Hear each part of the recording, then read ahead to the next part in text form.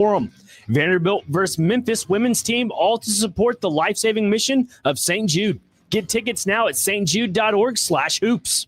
This is Nick Frazier. The Titans turn their focus to the Arizona Cardinals this week as head coach Brian Callahan spoke on the potential of getting running back Tajay Spears back in the fold. Potentially, yeah, I think we're going to activate him, open up his window.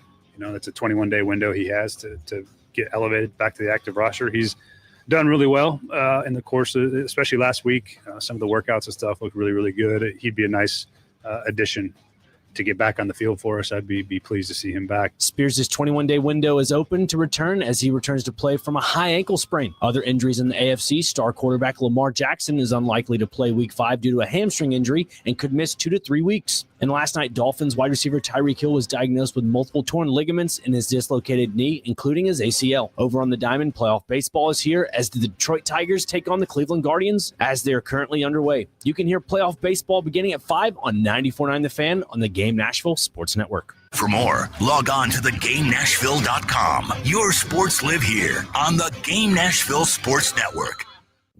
Your sports live here. WBUZ HD3 Laverne. We are the Game Nashville Sports Network. ESPN 94.9 The Fan. 30 years of the best sports talk in Middle Tennessee. It's the George Plaster Show, featuring Tennessee Sports Hall of Famers Kelly Holcomb and young gun Billy Derrick. And now, here's your host, George Plaster.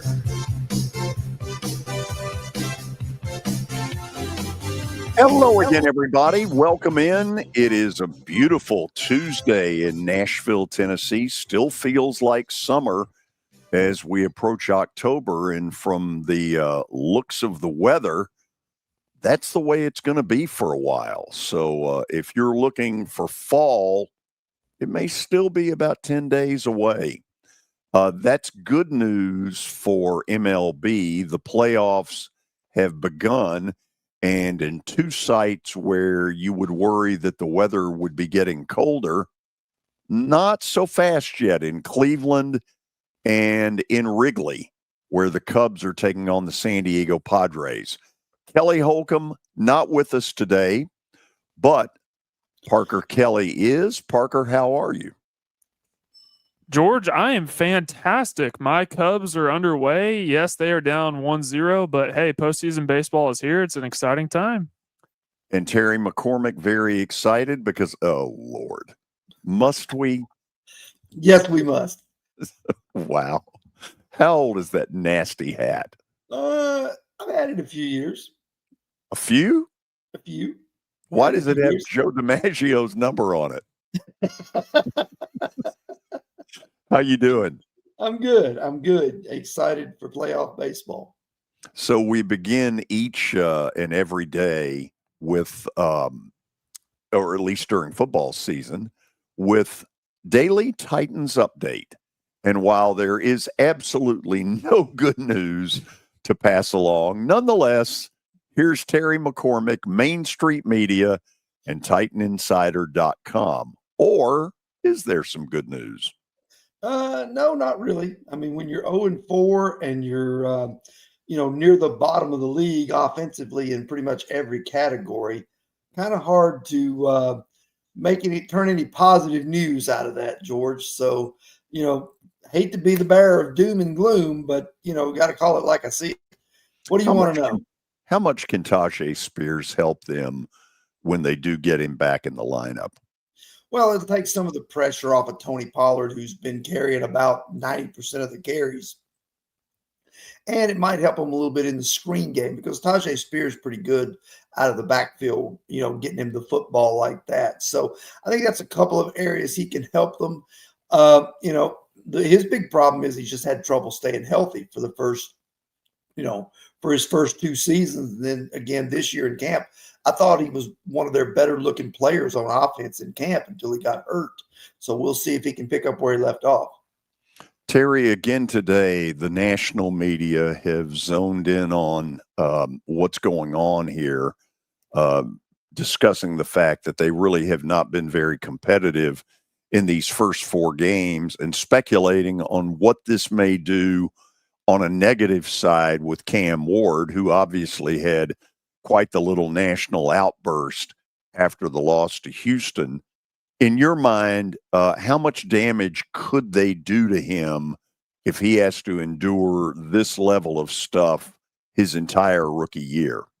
Well, it's interesting you bring that up because I'm writing today about, what Ward's just the numbers, what they look like through the first 4 games, and comparing it to all the other number 1 overall picks who are still active in the league. So that would be going back to Jameis Winston. So there are 9 different guys to draw from. And a couple of those guys like Jared Goff, Baker Mayfield did not start week 1. So it's their first weeks were a little later on in the season.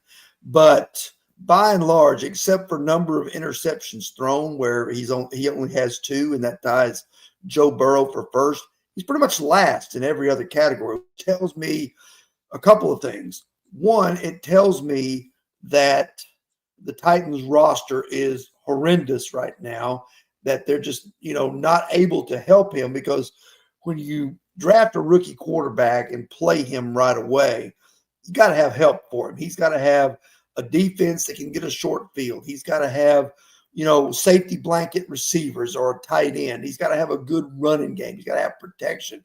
Titans have virtually none of that. And then the other thing, and this is something nobody has really brought up, George, but I'm going to throw it out there, and you guys tell me what you think. You wonder if Cam Ward might not have benefited from sitting the first several games of this year rather than being proclaimed the starter from the get-go. Now, some of that was probably taken out of their hands by Levis's decision to get the shoulder surgery, and the fact that all they had behind him was Brandon Allen and Trevor Siemian on the practice squad. But had they gone out and made a little better effort in the offseason to sign him a better backup, say a Jameis Winston type, a guy who has been in the very same situation that Cam Ward has been in, of being the number 1 overall pick on a terrible team, I think that might have benefited Cam a little bit, to maybe sit for the first handful of games and watch a veteran that's played in the league do it and learn from that. What do you think? No, I mean, look, there's a lot of evidence that what you're saying is absolutely right. I'm sure Cam Ward talked himself into it's not as bad as all the people in Nashville make it out to be.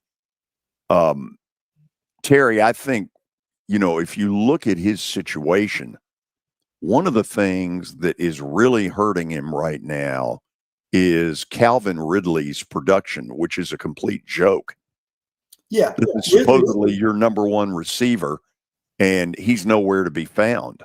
Yeah. Ridley's not producing, but, Sunday in Houston, he was really inaccurate, I thought. I mean, much less so than he has been at other times. And I asked both Nick Holtz and Bo Hardegree today, says, the numbers look terrible, but where are you seeing improvement in Cam Ward? And both of them kind of pointed out, Bo Hardegree said, well, he's learned the speed of the game and knows now how fast it is and what he has to do.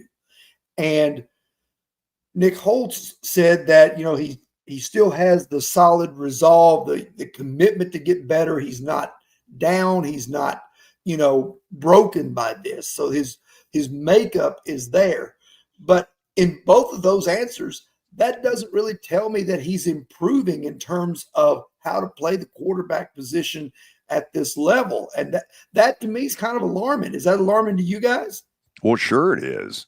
I mean, look, the last thing in the world you want to have happen is that he regresses because of what it is that's around him. You don't want to have to go through this process again. I mean, look, they suck, and we know it, and the likelihood is very strong that they will get the number 1 pick again next season.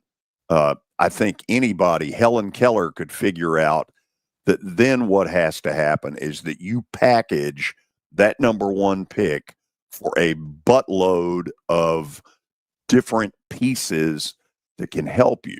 because this is absolutely the only way this is going to get any better. No, you're absolutely right. And what they need is for somebody in the college football ranks as a quarterback to emerge as somebody worthy of the number 1 overall pick. So far, I'm not, Arch Manning and Neusmeyer at LSU have kind of been duds. And they were the two guys that a lot of people were talking about as the possible number 1, along with Sellers at South Carolina, and he's been hurt. So none of the 3 guys that everybody was talking about being the number 1 prospect for next year have panned out. So, I don't follow college football closely enough to know if anybody has seriously emerged as that yet, but I haven't heard anything about it. What about you? Well, let me put it this way, Terry. I don't think it matters. I think NFL teams that need a quarterback will basically move up because they know how scarce they are. Somebody will emerge that's good enough. And surely to God, the Titans can find that team. Appreciate it as always. We will do it again tomorrow. And just remember this important fact. You'll win tonight, and an Atlanta Brave will get it done for you. That'll be fine. That'll be good. We do not have any shame. Yes, leave it to our franchise to be what will lift you out of whatever it is you truly are. Yes. And I mean, what is it that you guys truly are, sitting home with a losing record? Here's the thought. Get rid of that nasty hat. See ya. See ya. That's Terry McCormick's Daily Titans Update. Terry, of course, Main Street Media and TitanInsider.com. Now time for our daily update, sponsored by Football Night in Nashville. Join us at Sports and Social in Green Hills Mall this upcoming Thursday night as San Francisco travels to LA to take on the Rams. Big news out of what was a dud of a Monday Night Football doubleheader. Miami Dolphins wide receiver Tyreek Hill has dislocated his left knee, tore his ACL, and tore some other ligaments in his left knee that will obviously keep him out the rest of the season. But as Adam Schefter reported, he also may miss the beginning of next year. Who knows where his career is going to go from here? One of the things that was obvious last night was that certain parts of that stadium's playing surface had been resodded. And you wonder if that's what caused this. And if it is, he ought to be pissed off because this is the NFL. They got to do better than what I saw last night. I'm not sure if you saw how he was when he was carted off the field. Oh, I did. He looked like, I'm not going to put words in his mouth or anything, but he looked like he was happy that he didn't have to deal with Miami for at least an extended period of time. I'm not going to speculate on that because in court, they would say, no, you can't speculate on that. Right. Yeah, thank you. Going to the college football ranks, Alabama has an injury to their defense. Linebacker Quay Russaw is expected to miss an extended period of time with a foot injury that was lingering against Georgia, and he has officially been ruled out. My guess is 3 to 4 weeks. Which begs the question, when was the last time Vanderbilt on any given weekend had this level of national spotlight? And the answer may truly be before I was born. Yep. I've never seen anything like this in my lifetime. Should be a very exciting game. Staying in college football, Florida wide receiver Dallas Wilson, a true freshman, is set to make his collegiate debut versus Texas on Saturday. He injured his left foot in training camp. He missed the first 4 weeks of the season. He had 10 receptions for 195 yards and 2 touchdowns in their spring game, and my guess is he's going to be a stud. They need a stud. They do, desperately. They need several at this point. Desperately. What they really need is offense. And this should help. Offense. This should help a ton. One more thing on college football. Virginia Tech has a plan in place to add $229 million over the next 4 years to their overall athletic budget, but specifically, a lot of this is going to be going towards their football program And in this ever-changing landscape of college football, this is a move that they desperately needed to make to stay relevant. Where'd they get the money? That I don't know, but they're working through this right now, and I guess they are making, I don't know, I'm not going to act like I'm a financial expert, but they're working out the details, the logistics. I'll speculate for you. Okay. When they put together a home and home with Vandy, they sure as hell didn't think they were going 0-2. And in the second one, getting absolutely boat raced. Let's see here. What it says in this article is they are resetting their organization to align with the new realities of at the conference and national levels. In the first year, they will receive $47 million extra in their current fiscal year, and that number will only go up until 2029, 2030. That sounds like a lot of corporate gobbledygook. Yep, something that I just talk about sports. I don't get into all that. Okay. All right. Lamar Jackson, we don't have an update on him for Baltimore. However, they do have another significant injury to their defense. Defensive tackle Nnamdi Madubuike is expected to miss the rest of the season with a neck injury. He was suffering symptoms versus the Browns, and it became official after the Chiefs game. Big blow to the defense. Okay, you're done? I have one more. Okay. You want me to go for it? Sure. I had to save one of the best for last. The MLB postseason starts today, and the Tigers won earlier today. They started their game at noon. They beat the Guardians 2-1, and right now the Padres are playing the Cubs. They are in the top of the fifth as that has just started, and the Padres have a 1-0 lead. So Cleveland had the tying run at third in the bottom of the ninth with nobody out and couldn't get him in. And all of a sudden that place went from a madhouse to kind of a morgue. Low scoring, which is exactly the way you would expect it in best 2 out of 3. And that's what these are. Teams are bringing the infield in. It's one run. What it feels like a little bit is the opening round of the NCAA basketball tournament, where you feel like every basket is like a root canal to get it to happen. Okay, we'll go to the break. We got a great show for you today. Tony Basilio after the break, then the great David Cutcliffe at 4 p.m., and immediately following him will be former Vanderbilt basketball star Will Perdue. So get ready. We got a great show. This is the George Plaster Show. When I got my first car, my dad told me, keep the gas tank full and my number on speed dial. Now parents are telling their kids, save 615-242-9000 just in case. I'm Blair Durham. If you or someone you love is in a wreck, call us. We're here to get you the money you deserve. A golf cart from Mikey's Motors is the perfect way to get around this summer. Whether you're going to the park, the pool, or the playground, do it in a brand new golf cart from Mikey's Motors, Franklin and Murfreesboro. Summertime fun in Tennessee. That's what we sell at Mikey's Motors. Come see how we roll.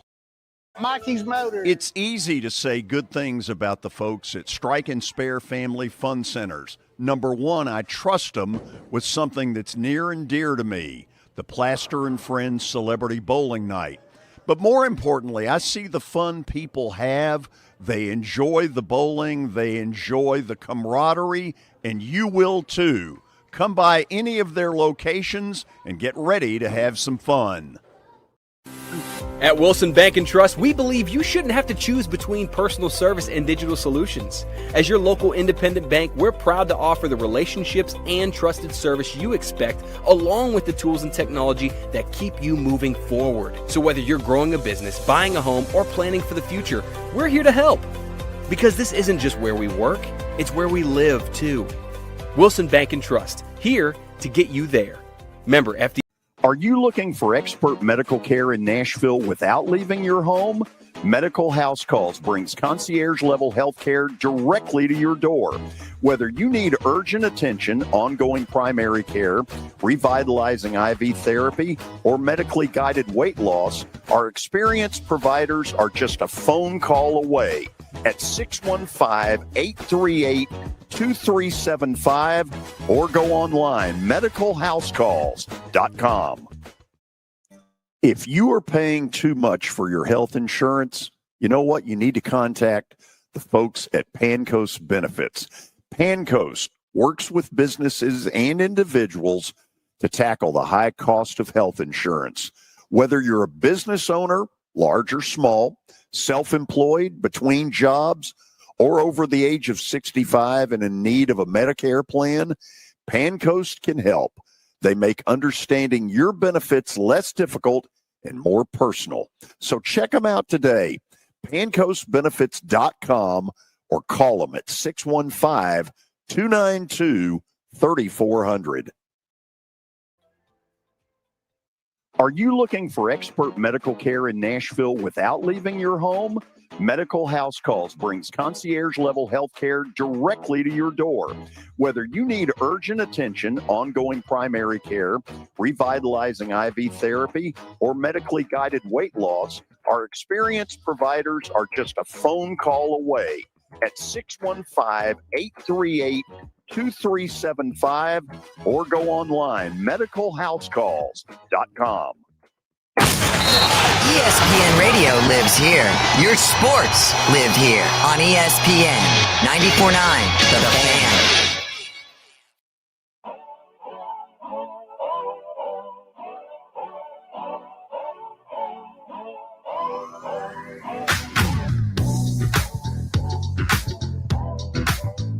Okay, we are back on this Tuesday afternoon, and when it's Tuesday, it means we got some really good stuff coming. We start with Knoxville sports talk show host extraordinaire, Tony Basilio, who is out and about enjoying this beautiful weather.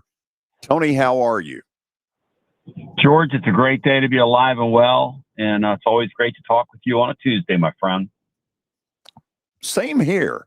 So I'm going to throw something off the wall at the beginning. By the way, Kelly is not with us today, so you're going to be dealing with me a lot.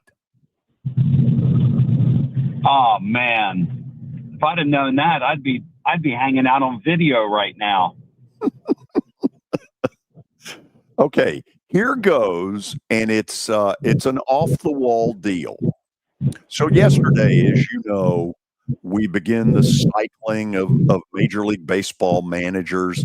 Bob Melvin got the axe in San Francisco, and Rocco Baldelli, same thing in Minnesota.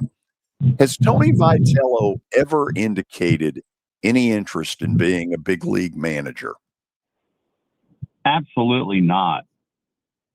Now, you know, George, that report, when it surfaced in the Athletic, the first thing you want to do is say, well, that could never happen. I'm not of that school of thought, because I think Tony Vitello could do anything he set his mind to. That said, if he were to take a job in Major League Baseball as a manager, just knowing him, okay, I think he'd be totally miserable.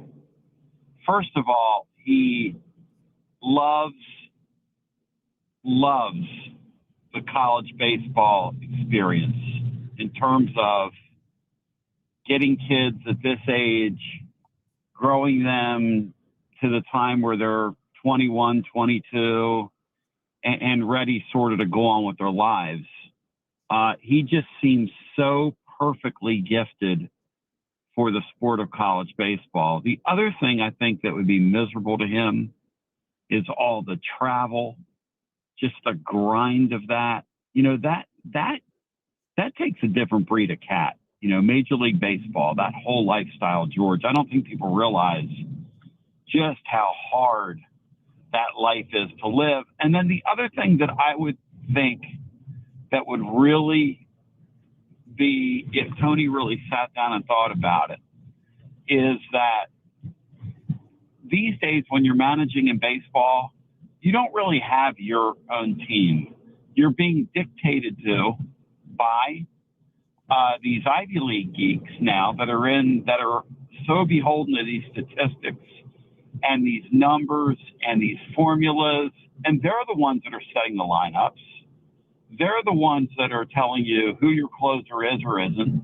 They're the ones telling you who's there in the 7th, the 8th, the 9th, all that stuff. So to me, it all adds up to just an amalgamation where I could see why San Francisco, because of the success that Pat Murphy had in Milwaukee, and I can see why maybe other college coaches would get opportunities. And look, if I were them, the first guy I would talk to would be Tony, because I think he'd be pretty good at it, George. I think this guy could do anything he wanted to do, and I think he would win.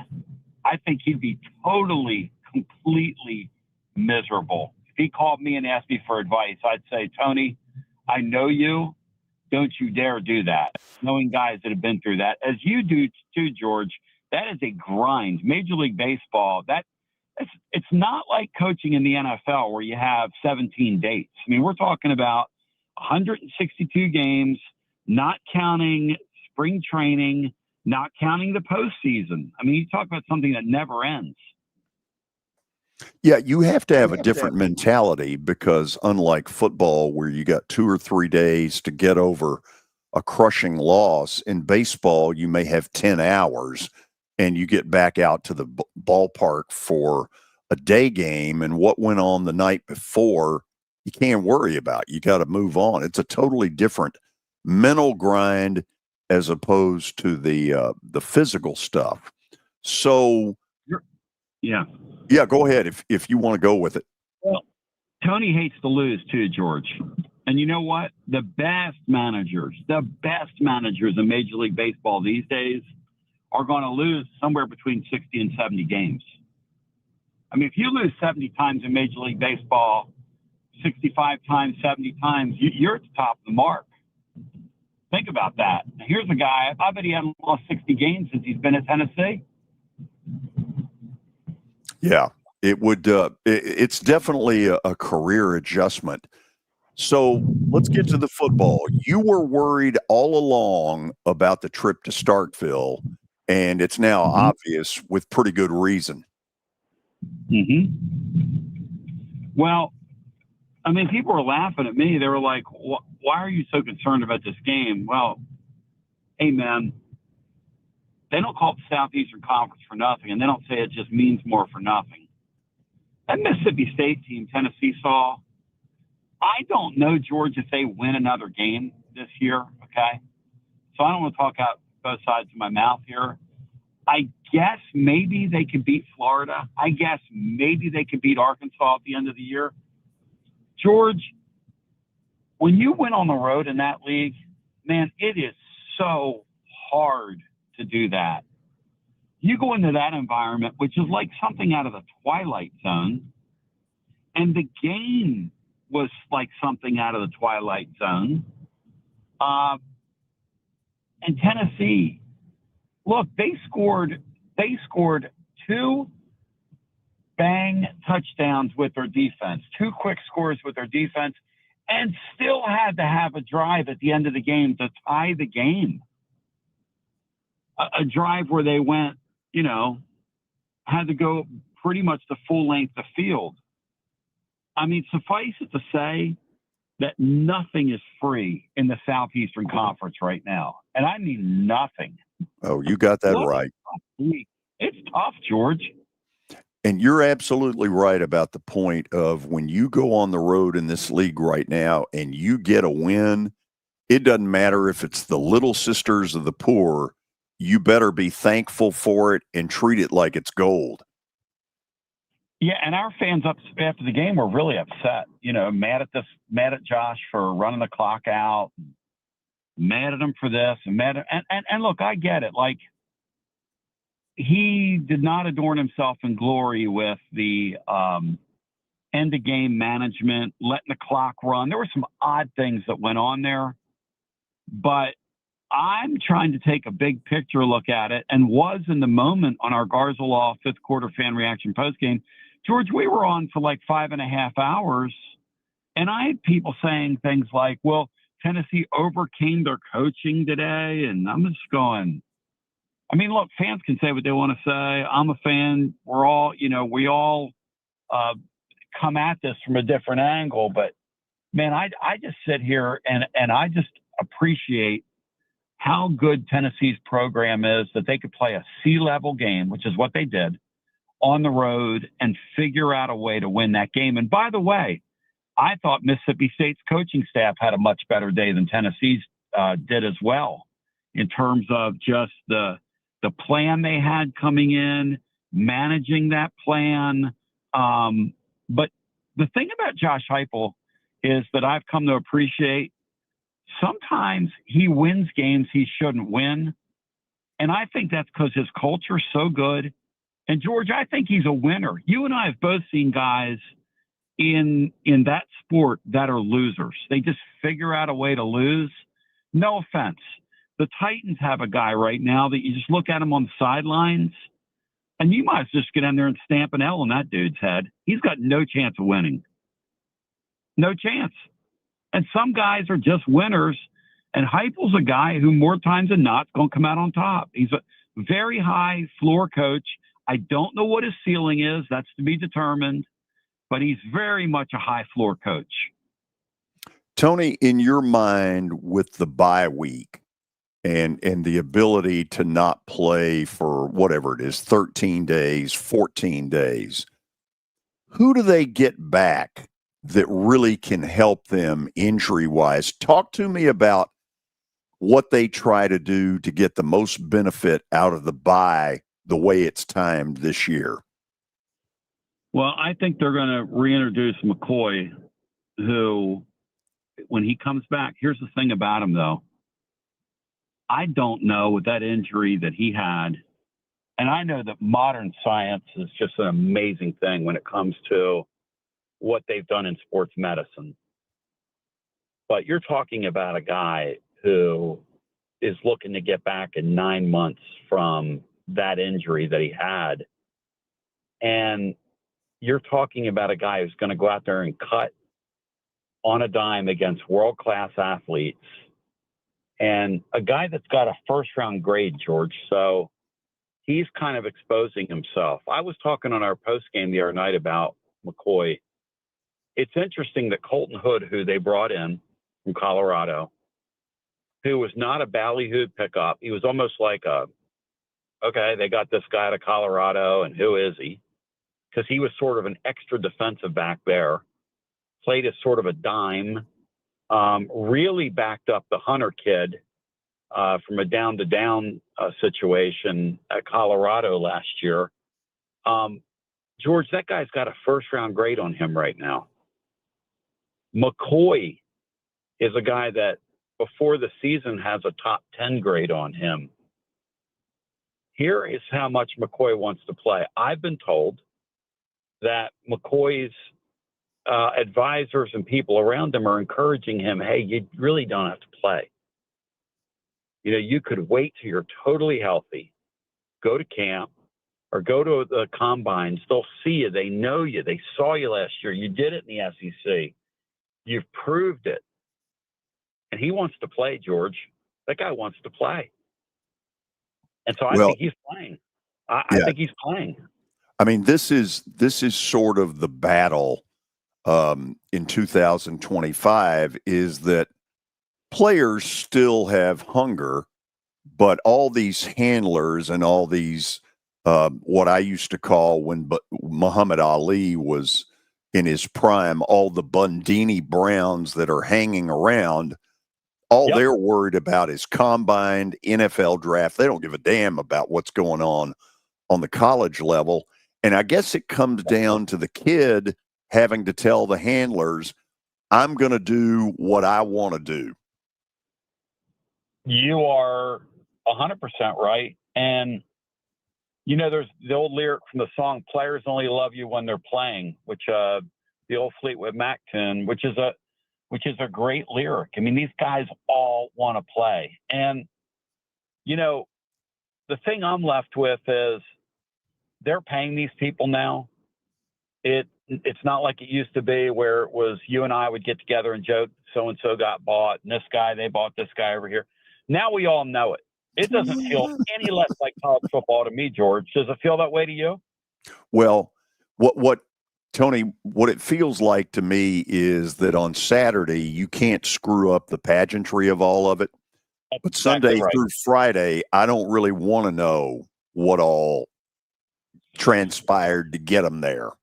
Well, I think your point, though, is well taken with regards to it's always the people that are watching the quote-unquote money, the nest egg, the fortune. The athlete wants to be out there. There's still something to be said about the sanctity of being a part of a team, of something greater than you, being in the locker room. I think it'd be real interesting because McCoy I believe he's going to come back for the Arkansas game. I think it'd be really interesting to see to what level of effectiveness he's going to be able to play. The plan is to get him back. Now, look, they could have a setback between now and then. You always have to qualify that because that is true. I mean, you could walk out there tomorrow and, oh, boy, that doesn't feel right or whatever. But he's been working off to the side since the summer. His reemergence, if he's able to play to any near the level that he was, would be such a lift to a Tennessee defense that's just been giving up big plays. And look, what defense these days doesn't give up big plays? You know, the game's kind of about keeping people out of the end zone. But Tennessee against Mississippi State, I'll say this for that State bunch, they're getting up the most out of their roster. They really are. And that's kind of where we are in the SEC right now. There's a lot of good coaching going on, a lot of good quarterback play. George, we were trying to figure out who the top 5 teams are in the league right now. And you could look at 1 through 9 and make a case that teams 1 through 9, any of them have a chance of making a playoff. The Vols included. Yeah, it's crazy. It is crazy. And Vanderbilt, let me tell you something. I've told you this 3 weeks ago. This dawned on, this is not your father's Vanderbilt team. These guys are good. They are really good. Now, it's an interesting spot this week with Alabama. You know, we're going to have our eyes on that because we have Alabama in the future and then Vanderbilt in the distant future.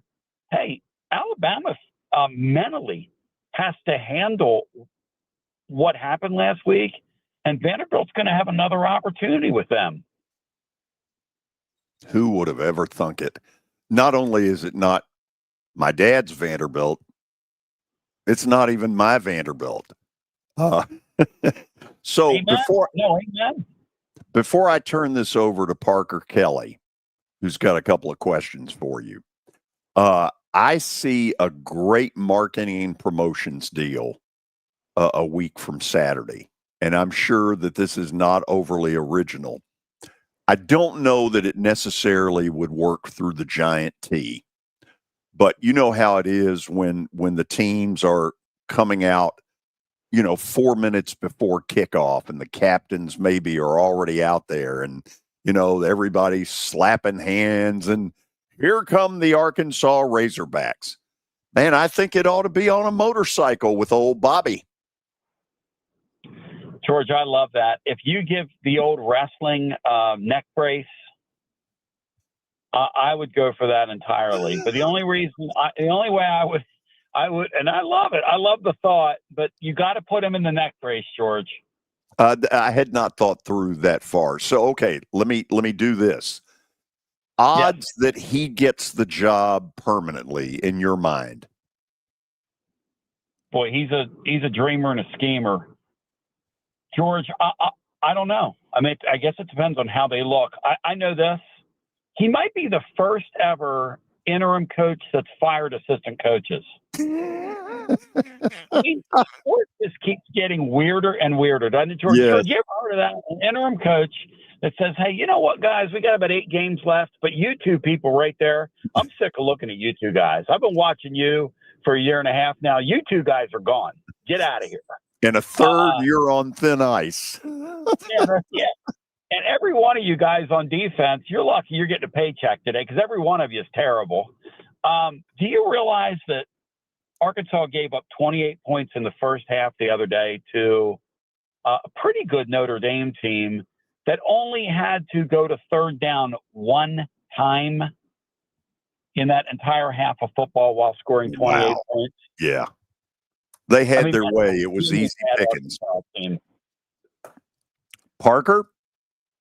Well, I don't know. Did you get to talk to Tony a week ago? I did have the pleasure of talking to Tony last time. I will say, Tony, I am kind of disappointed that you're not on live stream. I don't get to see you drinking your Sprite or Diet Coke or your beverage of choice. So that's a huge disappointment to me.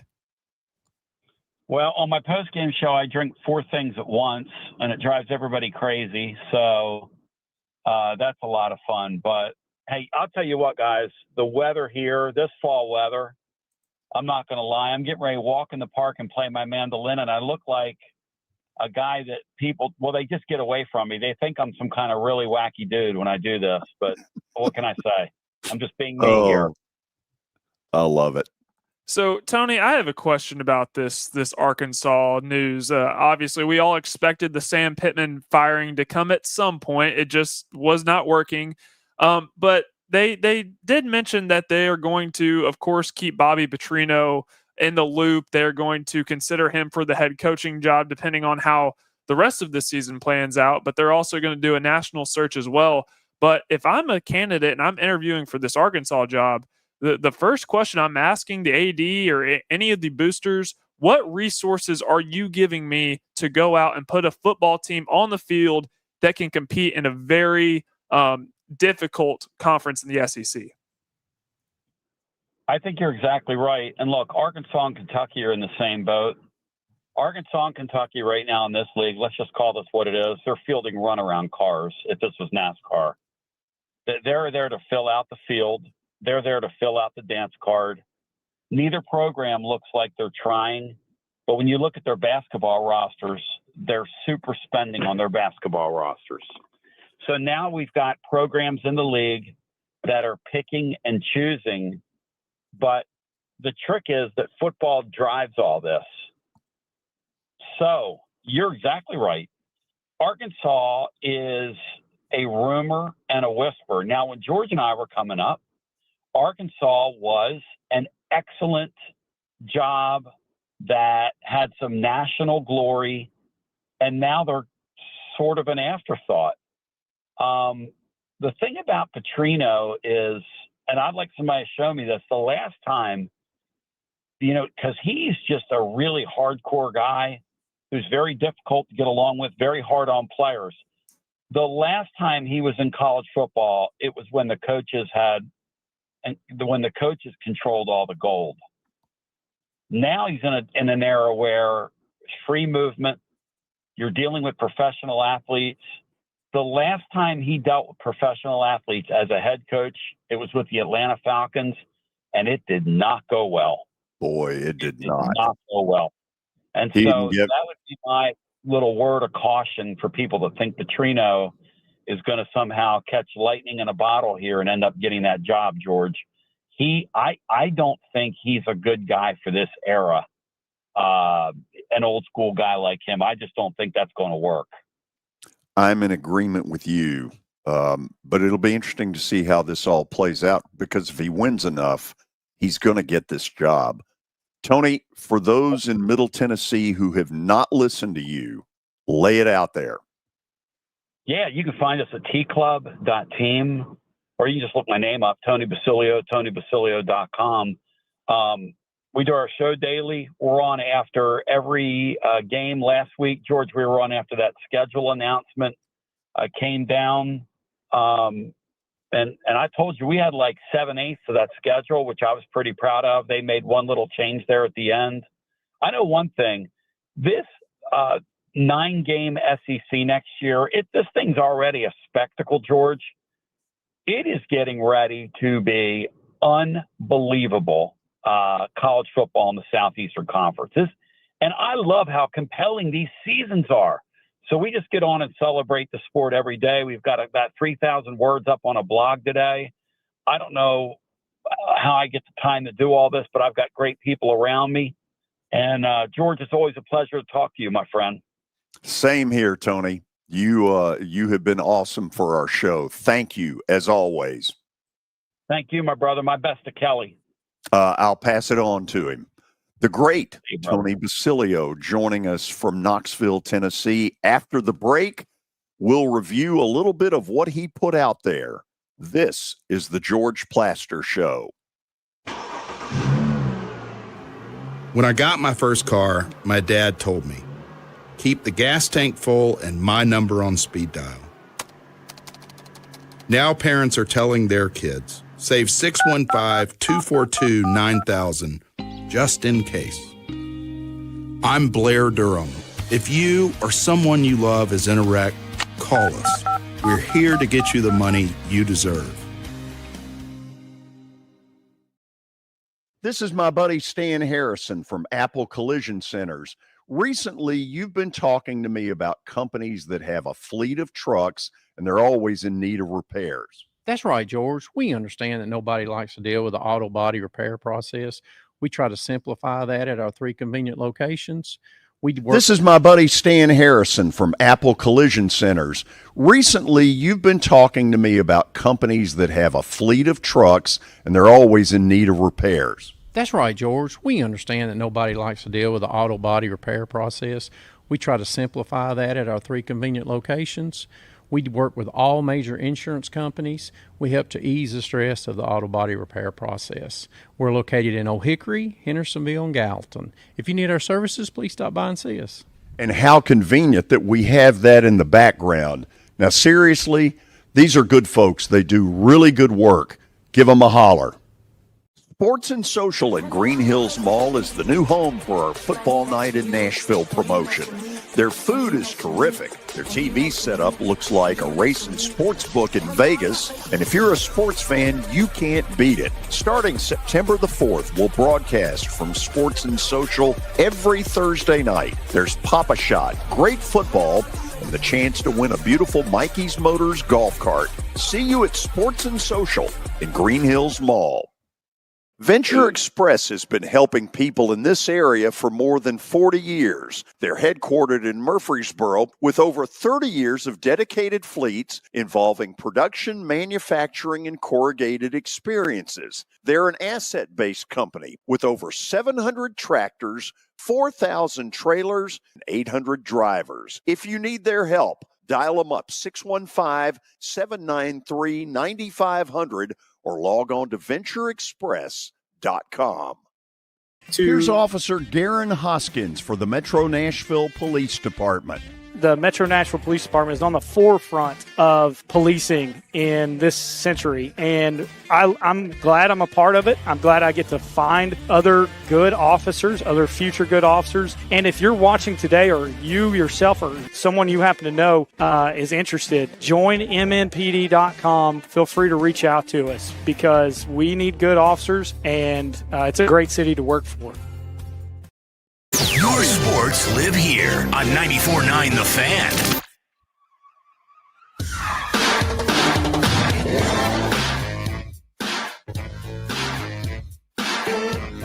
We have news you can use. The Cubs, back-to-back home. I think it was back-to-back in the bottom of the 5th. At first it was Suzuki, and then it was Carson Kelly, and they have taken a 2-1 lead on San Diego. And they are threatening to get more in the bottom of the 6th inning. Earlier today, Detroit held on for dear life and beat the Guardians 2-1. Cleveland had a runner at 3rd and nobody out in the 9th inning, and they did not get it in. Yeah, no, you were right. It was back-to-back in the bottom of the 5th. Much needed for the Cubs because they pulled their pitcher after what, four and a half? Or 4 2/3? 4 1/3. Yeah, 4 1/3. Yeah. So that was much needed for the Cubs' morale. Yeah, whatever the case. Okay, so let's get to a little bit of what Tony talked about. And I think more than ever, this phrase kind of needs to stick. If you go on the road in SEC football and you get yourself a win, I don't care how you get it. I don't care if you think you're up here and the team you beat is down here. In 2025, you better treat it like gold.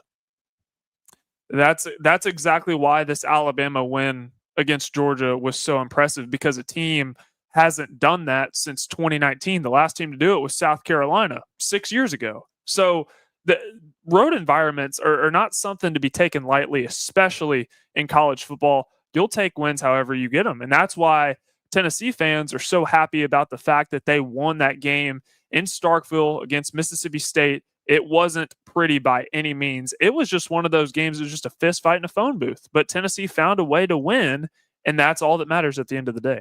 Fist fight in a phone booth. I like that. Yeah. Look, I think one of the things that we've come to know is that whatever level of improvement they are, Mississippi State is way better than a year ago. How much better?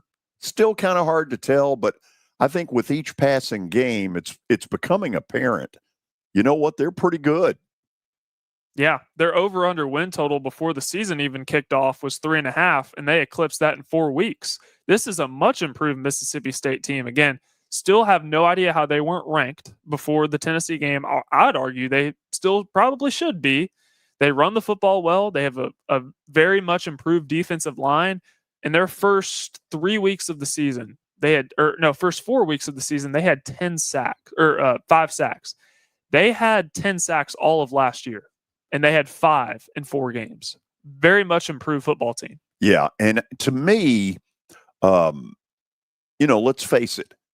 When you're in the SEC, you can take a 6-6 and have a chance to go to a bowl. Now, I'm not saying it's the Orange Bowl or the Rose Bowl or the Sugar Bowl, but if you've been where State was a year ago, to me, it's a reasonable goal to walk in and say, can we get to 6 and get this program back to a bowl? To me, that's reasonable. And that's why I hate this term meaningless bowl game. It wasn't even a thing when I was growing up, but all of a sudden, since the introduction of the college football playoff 11 years ago, people have been throwing around this term. For Mississippi State, getting to a bowl game this year is not meaningless. When Jeff Lebby took over this program, they were depleted. Everybody thought Mississippi State would be right at the bottom of the SEC along with Kentucky. But if they get to a bowl game this year, which I'm banking on the fact they will, that's huge for this program. But some of it comes from the fact that now the players treat it like it's meaningless, and you get announcement after announcement after announcement. So-and-so has decided to forego so he can prepare himself for the combine. Well, to me, this is one of the pieces of legislation that has to change. And that is, if you're going to get NIL money, your butt's playing in a bowl game. If you're going to receive money, your butt's going to play in a bowl game. Pure and simple. And I don't know. I mean, look, I don't think I'm a Phi Beta Kappa for coming up with that idea. I'm like, what are they waiting on? Well, we're heading towards the inevitable. You're talking about collective bargaining. That's absolutely going to be a thing. And for instance, Madden Iamaleava, Nico's brother, he signed to Arkansas. They signed him to whatever NIL deal, and then doesn't even play a snap and decides to follow his brother to UCLA. Wasn't even there for an entire spring. But that's why we need collective bargaining in college football. When you sign an agreement, let's say that you're there, you have to be there for at least 2 years. You have to honor that, and we won't have all this transferring at the 11th hour of every other day. Yeah. I mean, look, we got a lot of things to fix, but not all of it takes a lot of brain power. One of the things, what I'm putting out there, that's pretty basic stuff. If you're going to get money, contractually, you're going to agree that you're going to play in the bowl game. And if you try to pull the stunt of not playing, then we go to court and we get our money back. There's nobody that hates college football more than the people who are running college football. It's common sense. It should be common sense. But the people who are running it, all they care about is lining their pockets, making their pockets a little bit deeper. That's all they care about. They don't care about the betterment of the athletes. How can I make more money? That's what they care about. There's nobody that hates college football more than the people who are in charge of college football. Wow. Did Concordia have NIL? Yes, but it's very rare. It's very rare that athletes get big NIL opportunities. No, I know that. Look, but what I'm saying is there were players getting NIL money. Yeah. What would you think was the highest amount that got paid? This is a D3 school you went to, right? Yeah, it's not a lot because it's rare that companies, businesses want to enter into a partnership with a Division III athlete. Division III doesn't get a lot of love. I did have a friend who had a branding deal with Dude Wipes, but that they just sent him a bunch of stuff. They didn't pay him a whole lot of money. So it's not, nobody's getting rich off a Division III NIL deal. Thank you for sharing that. Yeah. Interesting. Okay. So here's what's coming left on the show. After the break, we will go stat of the day without Kelly. Probably going to bomb, but what the heck. Then we'll have the great David Cutcliffe join us to start the 4 o'clock hour. And then my buddy Will Perdue at around 4:25. So we have got ourselves a busy menu. Looking at what's going on at Wrigley. 2-1 Cubbies, top 7, San Diego with, what's that all about? Just giving a fist bump. You're Very a big excited. Cubs fan? So, George, I'm very much, and Say you it probably know quick. this, I'm a casual baseball fan, but when it gets to the postseason, I get excited. You seem very casual. Okay. 2-1, top 7 at Wrigley. This is the George Plaster Show. The wait is over. The largest sports book in Kentucky is now open at the Mint Gaming Hall, Kentucky Downs. Feel the rush of every play in a venue built for sports fans. Catch all your favorite games with an 80-foot screen, stadium-style seating, and live daily broadcasts from VSiN, the sports betting network. Plus, download the Circa Sports Kentucky mobile app today and start betting like a pro anywhere in Kentucky. The largest sports book in Kentucky, Circa Sports, is now open at the Mint Gaming Hall, Kentucky Downs. Twin Peaks is the best in the game. Here, it's bigger game days and bolder fight nights. I mean, where else can you find a scratch kitchen that always comes in clutch every day from lunch to late night? Only at Twin Peaks, the #1 sports bar. Football and Fireball is a match made in heaven. And by heaven, of course, we mean Twin Peaks. Spice things up next game day with a shot of our favorite cinnamon whiskey. Twin Peaks in Cool Springs and Madison. Evan, Canty, and Michelle are unsportsmanlike. A lot of people are talking about this A.J. Brown tweet about the drama between he and Jalen Hurts. Didn't we see this last year? We know that there's been issues with them before, and guess what? It didn't matter. They went out and they won the Super Bowl. I just think that sometimes with the Eagles, some of the stuff that is surrounding the personality of the team feels overblown. Unsportsmanlike. Weekday mornings starting at 6 Eastern on ESPN Radio and on ESPN2. Extraordinary homes deserve remarkable appliances. At Electronic Express, we bring the best luxury appliance brands together, all in one place. Whether you need a sleek refrigerator, a state-of-the-art range, or a premium dishwasher, our expert team is here to help you make your home extraordinary. With fast delivery and professional installation, experience luxury made easy at Electronic Express and create a home that truly inspires. October is here, and you know what that means. It's the 46th Annual Nashville Oktoberfest. This Thursday through Sunday at Bicentennial Mall in Germantown. General admission is $10. Bring the whole family for a weekend of competitions, local artisans, vendors, live music, incredible food, the Dachshund Derby, and authentic German beer. Tickets available at thenashvilleoktoberfest.com. Prost, y'all. Don't risk losing the trusted news, traffic, sports, and weather you get from AM radio stations. It's time to make your voice heard. We need Congress to pass the AM Radio for Every Vehicle Act to keep AM radio in cars. When internet and cell services are out, AM could be your only lifeline. Text AM to 39179 and tell Congress to pass this critical legislation now. Message and data rates may apply. You may receive up to 4 messages a month, and you may text STOP to stop. This message furnished by the National Association of Broadcasters. Music City's Nashville Fairgrounds Speedway is back in action Saturday, October 4th. It's Fall Thunder and Breast Cancer Awareness Night with the pro late models and 7 fast-paced divisions of racing. On the quarter mile, get ready for the thrills and spills at America's favorite short track. Grandstands open at 3 and racing at 5. Kids 11 and under are free. Discount tickets will be available online at NashvilleFairgroundsSpeedway.racing or the box office at 615-254-1986. Nashville Fairgrounds. Be there.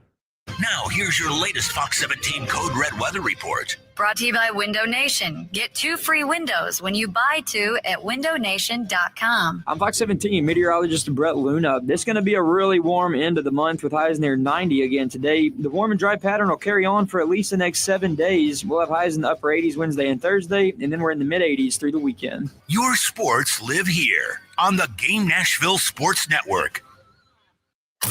Your sports live here. WBUZ HD3 Laverne. All around the world on the Game Nashville app. We are the Game Nashville Sports Network. ESPN 94.9. The Fan. 30 years of the best sports talk in Middle Tennessee. It's the George Plaster Show, featuring Tennessee Sports Hall of Famers Kelly Holcomb and young gun Billy Derrick. And now, here's your host, George Plaster.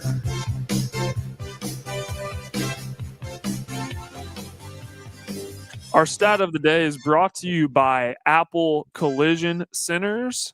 We got a good one on deck, as this is kind of tying into the Sunday Night Football theme from the Cowboys-Packers game, a thriller that ended in an egregious tie, but I digress. Egregious? Wow. There should never Big be word. a tie in football, ever. Keep going. Dak Prescott is slowly climbing up the Cowboys list for most passing yards in a Cowboys career.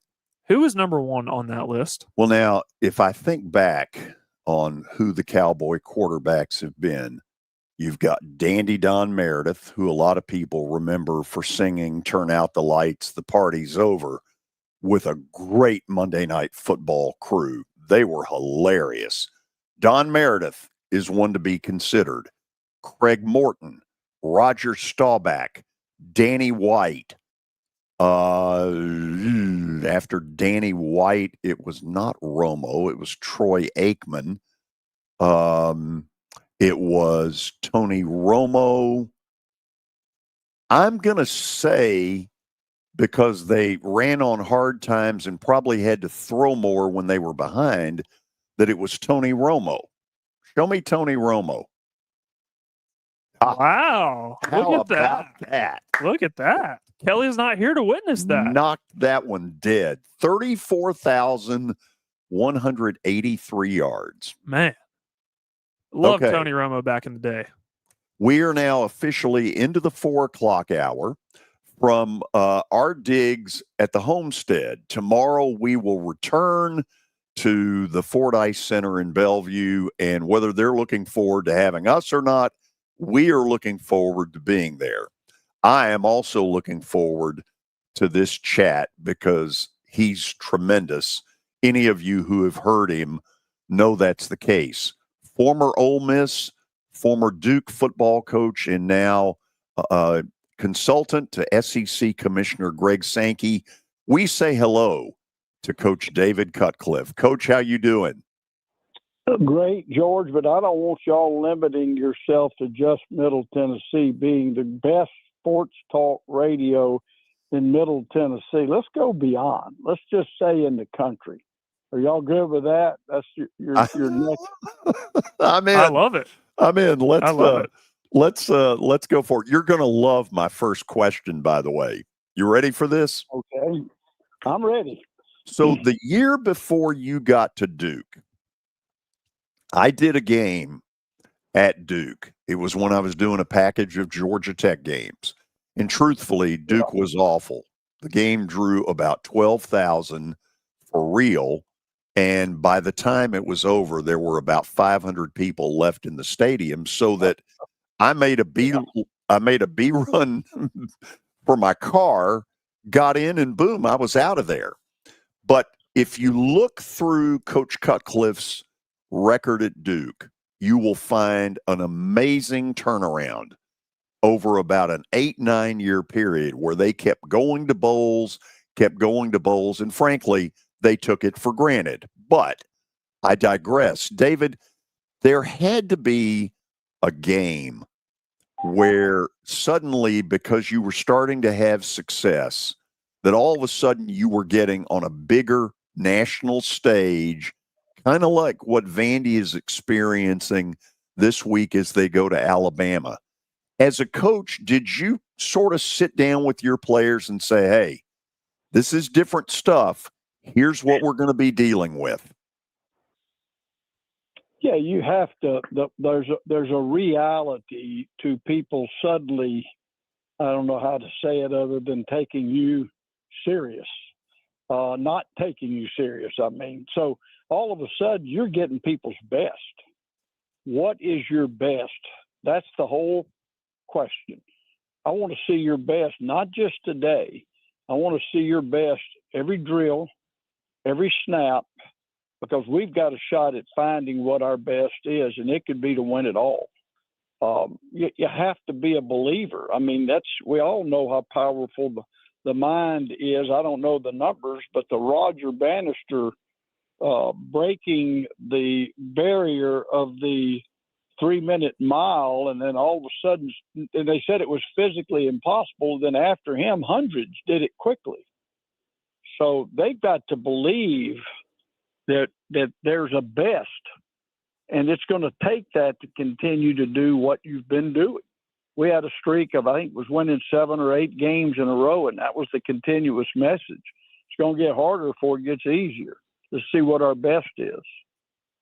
Was there a magic moment at Duke where it sort of hit you? Oh my God, we're going from X to X plus quite a bit more. Was there that magic moment? I don't think I felt one, like on the way or a particular game, other than the one that flashes in my mind is beating a very good Frank Beamer Virginia Tech team that was highly ranked in, I can't think of the town, Blacksburg, Virginia. Blacksburg. Wow. Now, that's a good place to go win, because every time I'd go in there, I'd think about what Frank had accomplished there. Gorgeous stadium. Enter the Sandman. I mean, it's bizarre when you go in there, and we were able to beat them in a thriller. And I think I've always been a fan of playing big games on the road. There's nothing to me more satisfying as an athlete or a coach than the silencing a home crowd. That may be appropriate for what Vanderbilt's facing this week, and I'm not pulling for Vandy or Alabama. I don't do that. I love both of those staffs and coaches and the players that I know, but absolutely it is a phenomenal opportunity to quiet a home crowd. Let me ask you about both of the quarterbacks in that game. Obviously, we've kept up with Ty Simpson because of his dad being the head coach at UT Martin. Are you surprised that 4 games into the season, he looks this good? Yeah, to be honest with you, I'm going to be real honest and say yes. I've watched him progress. What I noticed about him this past spring, and then even more when I watched him practice in August, was how much stronger he had gotten. He saw an opportunity. He knew he could be the starter or should be the starter, and he went and got better. And August, and that strength, people think, well, why is a quarterback got to be strong? Well, all of it, accuracy, your core, your lower body, every part of it, the quickness of your motion. He is playing at a really high level. Watching him versus Georgia, I mean, he made some big boy throws. And, it's interesting, these two guys that aren't giants playing each other, and we look at what Pavia's completion percentage is through the roof, you know. And those guys are both strong. That's the first thing I noticed about Diego was at practice, I thought, gosh, he's shorter than I thought. But then I look at his back and I look at his strength level, and I'm like, wow, this guy is solid. And so there's a lot more to it than, you know, you could call somebody, maybe you can use the term short, but neither one of them are small. That's a different concept, right? Yeah. David, I may be asking you to speculate on something that you just say, George, I don't really know, but I'm going to try it anyway. When Kalen DeBoer and that team returned from Tallahassee, there were a lot of people really down on them. It didn't feel like Alabama. It didn't feel like the effort was there. You know, if you beat a Nick Saban team, you knew you were going to survive some storm before you ended up getting the win. And in Tallahassee, Florida State didn't have to survive anything. It was pretty easy.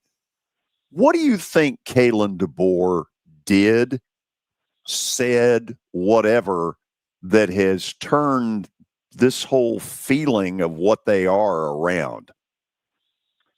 I have no idea what he said. I haven't really asked him. I think I sent him a text after about first games. I do recall that, and he commented back, "Thank you, appreciate that." First games are imposters, both win or lose. They are. I don't care what anybody says. And as we progressively have shortened the camp, you know, we used to go 2-a-days. We went longer numbers of practices, more opportunity to prepare a team. Now you got portal guys that have had less practice than ever before playing a first game.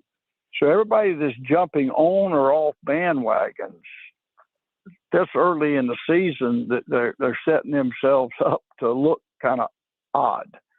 I think he is a veteran winner, and I believe he knew he had a good football team. That's what I read in the paper, what he was saying.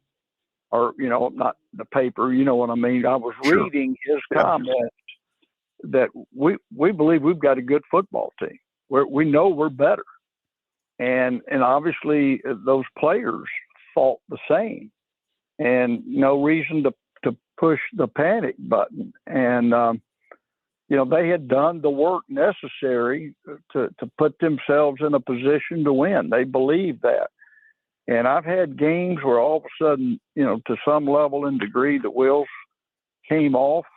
And what you can't do is let one loss turn into a second loss.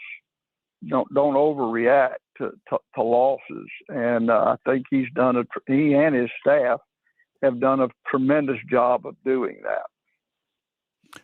Okay, I've got one last thing I want to ask, and then I'm going to turn it over to Parker Kelly. Speaking of which, Kelly Holcomb is not with us today. You put him on the bench? No, he's got a family situation he's dealing with right now. That's keeping him away. I'll pass it on to him. I want to talk about what's going on at Tennessee with Joey Aguilar. I honestly believed that as late as he had to get to campus in sort of a, man, we're having to cram what normally used to take a year and a half to learn, you got to do it in 3 months. I just assumed that, hey, early it's going to be a little rough. And David, it hadn't been anything like that. Why is that? I think systematic, you know, they are a very systematic offense. You got a coach that played that position, and I coached against him as a quarterback. They were very systematic on offense. We beat them in a bowl game right before they just ran the table and won a national championship, and it was predictable. And so I think he understands what you have to do and know to be successful as a quarterback. And I you know, the young man came in there hungry. I watched them practice as well. I thought things were positive around him. If he made a mistake, it was still positive. It wasn't, dressing him down. I think it's just a really good job of a hungry player and a system that is taught as a system. When you're not memorizing things, you can play the game. You got to understand the system. No different than if I'm a quarterback, I've got to learn there's a system in how we look at defenses. And I know Josh Heupel does that, okay? So you don't just look within your own offense, learning your own offense. You've got to learn to verbalize what you're seeing in the secondary, what we're seeing up front. And you got to be very systematic about how you teach both. So, Parker, as you've been able to tell by conversations you and I have had off the air, I am one of this man's biggest fans. First of all, from an interview standpoint, every time I have him on, he has great stuff to say that you learn from. But I'm going to take it a step further, and he'll want no part of this. Over the last couple of years, I have got my mouth off that what we need is a committee of about 8 or 10 really good football people to get together at some resort for a weekend and solve all the ills of college football. This is the man I would have running the meeting. How about that? I believe it. Yeah, I believe it. but my guess is he wants no part of it. First question for you. Would you be inviting politicians and lawyers? If so, I decline. No, absolutely not. No, the group, Watson Brown and Mac Brown, would both be on there. There you go. Steve Spurrier might be in there. Bob Stoops. Absolutely. Yep. You got. Here's. Let me just mention what you're saying. This is disregarding me. One of the issues, as it's become more complicated, and I'm not criticizing anyone, is that the people that have to make the hardest decisions, their primary job is not a particular sport. They're involved with multiple sports. So if you look at the NFL and all of their committees, everybody is totally committed to the game of football. And you have to understand that, and that keeps us from continuing to have all the laws of unintended consequences biting us over and over again. And that's a bit of my frustration, is what you just said. Can we get to a point in a governance where the people that are part of this governance, it's not a dictatorship, but they're totally and solely focused on football, and then they can make recommendations to the commissioners or to a group. I don't know. I just think that's a better approach personally, but I didn't mean to go on with your. Oh no, I love it. There, but there is a need for a practitioner to be making difficult decisions. Parker, what you are hearing is C.M. Newton level of common sense, and that is the highest compliment I can pay. Listen, I don't have to be on this board, but I just at least want to be invited. I want to be in the room and just listen to all these great football minds. That's all I ask. Just access. Well, you think anybody would make a first down? That's the problem we got. Well, Bob Stoops in the room, he may be playing defense on all of us. Okay, so you got to get Frank Beamer in there. Is another one. I'm telling you, that is a great common sense man and a great human being. And what you can get out of that room, and you mentioned the Browns, but you can get out of that room is you people that can take their institutional hat off and really try to focus on what's best. And you start with the players. That doesn't mean saying okay to everything. We have to have the players and their educational opportunities and their future opportunities. And yes, I can see helping them to some degree, but overpayment of children creates issues. Let's face it. It also draws people that are representing them that are another voice in their ear. So these are some of the unintended consequences. And I would rather a meeting start with what's in the best interest of young people as opposed to, well, what are the legal implications or what are the fiscal implications. Easier, easy for you to say. Yeah. And I I have such a deep love for working with young people.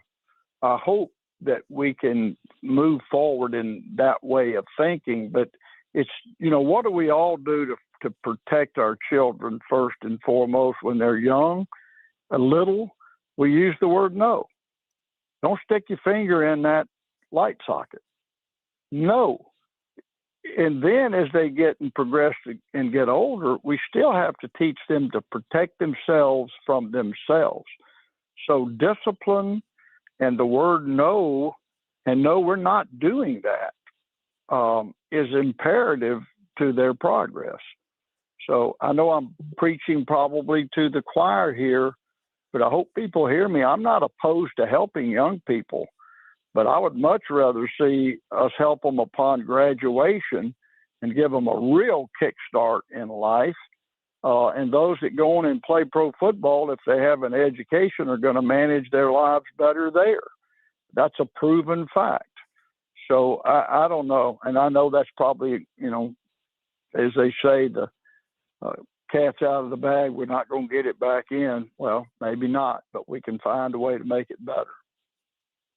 Coach, I ate up every part of that answer. I hope one day that you and I get to sit down in a room together and talk about this, because I have so many things that just drive me crazy about what's going on behind the scenes in college football. But I'm going to move to, since I only have time for one question, I'm going to move to a little bit of a lighter topic. I know you are very familiar with the Ole Miss football program. I wanted to ask about Lane Kiffin, because what he's doing right now with Trinidad Chambliss honestly shouldn't be possible. It seems like he could stick either me out there at quarterback, he could stick George out there in quarterback, and we could throw for 300 yards. What he's been able to do with Trinidad Chambliss is off the charts impressive. What has stuck out to you about how this Ole Miss offense has been able to be so successful despite whoever is at quarterback? Well, it's an interesting question, because I asked Coach Kiffin that Friday night. I saw him. I went to my son's high school game there in Oxford, and then went to the Ole Miss LSU game the next day. And Lane has a son that plays for Chris. So I asked him that very thing. I said, I'm blown away what you've done with him in this short period of time. And, I think the biggest thing that he's done, in my opinion, is to keep things simple, not paralyze a really great athlete. He said he's a great runaround guy. He's a great listener. I think Charlie Weiss Jr. does a terrific job of coaching him as a quarterback. And I think Lane Kiffin's system, it works. It's obviously, you see what Jackson Dart's transitioning into the NFL doing. So when I go watch their practices, I will tell you this, Lane's got a lot of things. He's all over social media. He's all over this. Let's not forget he's a heck of a football coach. And I don't take anything away from Coach Vaught, but I tell him, you likely will end up being the best football coach Ole Miss has ever had in modern day time, including yours truly here. Lane, I'm proud of you. Focus on what you do well. Those are my words of encouragement with him. And I watched the young man. I talked to the young man briefly before the game, just outside their locker room, and he was personable and full of energy, and you could just tell really hungry. So he is a very likable, hungry, eager young man. And that combination of Coach Kiffin, Coach Weiss, and Trinidad is a pretty stout combination. And let's not forget, a lot of coaching going on that headset. That thing doesn't cut off till 15 seconds, okay, in a play. If you hurry and get to the line of scrimmage, how much coaching can you do? A lot. And then I like it. Then you do shifts and motions, and the microphones off for the defense. So what are they going to do? They have to adjust it on their own. I'm giving away some, not their secrets, but I'm telling you what I would do. I would do every bit of that if I were coaching this day and time, to utilize the headset, the coach, the player, to my advantage, not theirs, if that makes sense. Coach, you are the best. I appreciate it, and I look forward to next Tuesday with you. Y'all have a great rest of your week. Thank you. Thanks, Coach. Talk to you. He's the best. Man, I'm telling you, he is must-listen-to stuff, and you can glean a lot of really good coaching kind of stuff. What's the word I'm looking for? Common sense kind of stuff. We will go to the break, and then when we come back, my good buddy Will Perdue will join us. This is the George Plaster Show.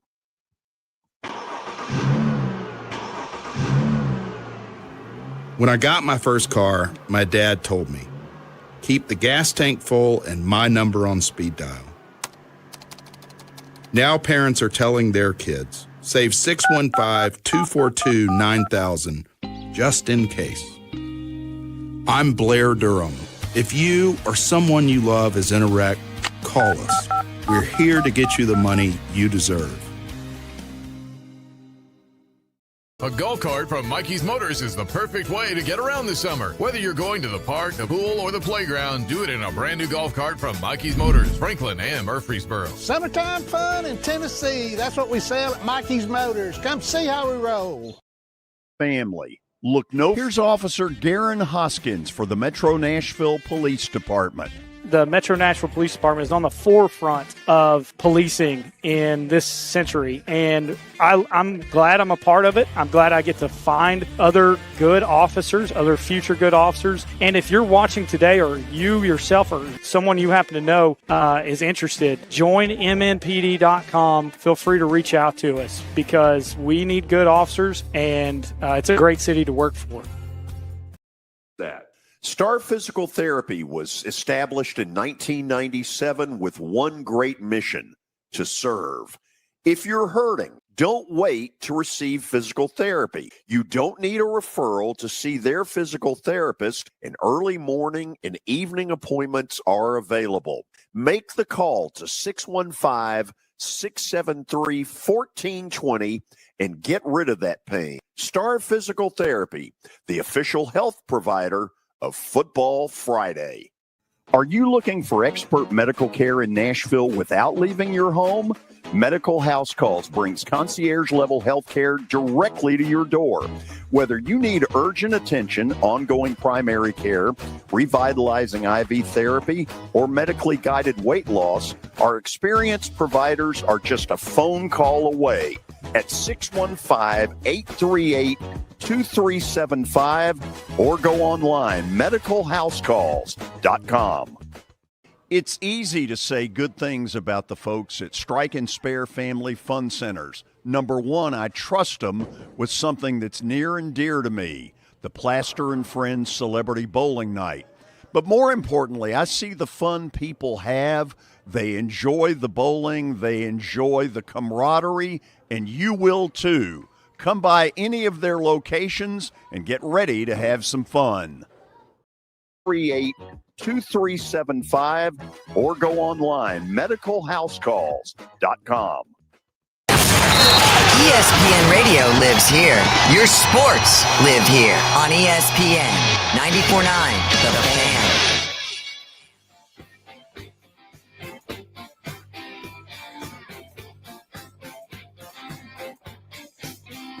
We are back. It sure looks like the Cubs have got a shot to go up 1-0 in their series with San Diego. They are up 3-1 on the Padres, top of the ninth inning, and of course, everybody standing at Wrigley. And nobody knows more than this next guest how special this is in Chicago, and that is former Vanderbilt Commodore, former Chicago Bull, and a man who has 4 NBA championship rings, Will Perdue is on the line with us. Will, how are you?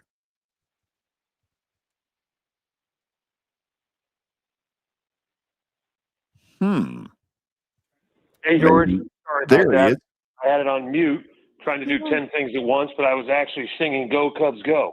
I know it's not the Braves, but hey, that's okay. You know what?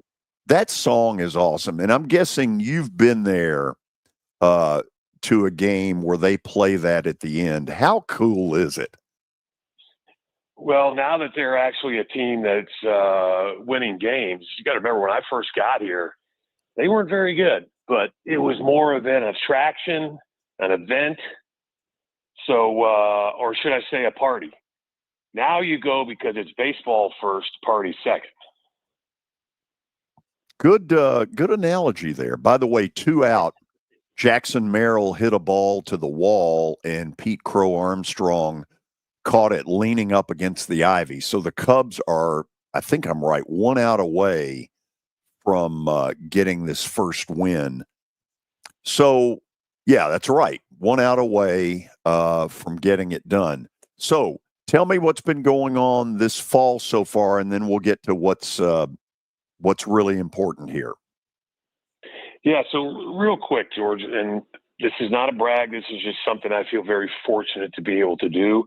I'm actually leaving for Scotland this evening to go on a golf trip, and I'll be gone for 10 days. So I've been very fortunate to go to Ireland about 10 years ago.